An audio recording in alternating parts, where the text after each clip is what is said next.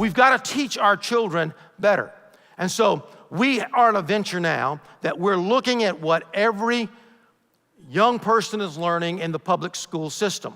And many of our teachers love Jesus.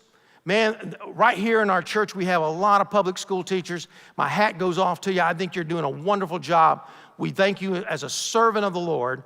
But you know that you are kind of strangled a little bit about what you can teach. I mean, you know that. And so what we're going to do, we're going to find out what you're having to teach and go back 1 year and teach our children the right things the previous year in our Sunday school small groups.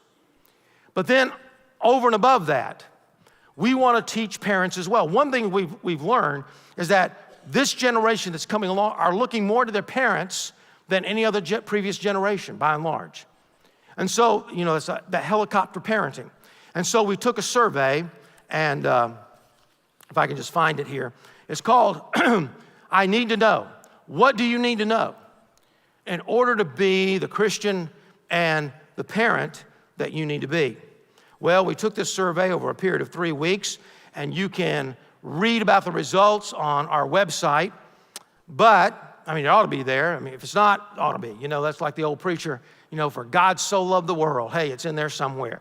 If it ain't, it ought to be, you know. So I'm just saying, if it's not on the website, hey, it ought to be. So, but these are some of the results. Top 10. I'm not going to do this like David Letterman, but these top 10.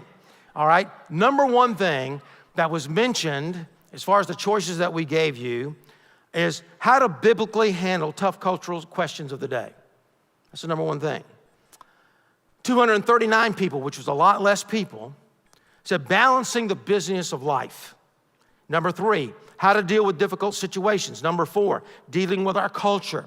Number 5, how to be successful in God's eyes. And our next series of messages is going to be touching on that. How to have a quality devotional time. Before that, how to better communicate with my family. And then number 8, how to deal with anger, resentment, and bitterness. Number 9, how to study the Bible.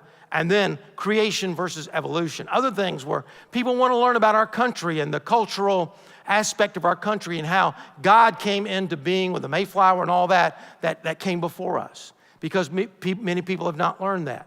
And so we find so many things that we need to learn, that you want to learn.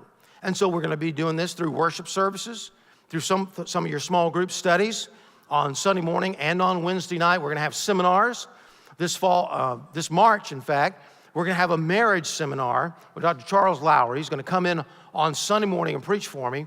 And then he's going to do a seminar, a marriage seminar, that afternoon and that evening. Then a year from now, Paul Tripp, and many of you may not recognize who that is, our young people under the age of 30 or so, they do recognize him. He's a very popular speaker, popular author. He's coming in and doing a parenting seminar for us. And so we dream of a church where our people are truly dynamic, engaged, passionate followers of Jesus Christ.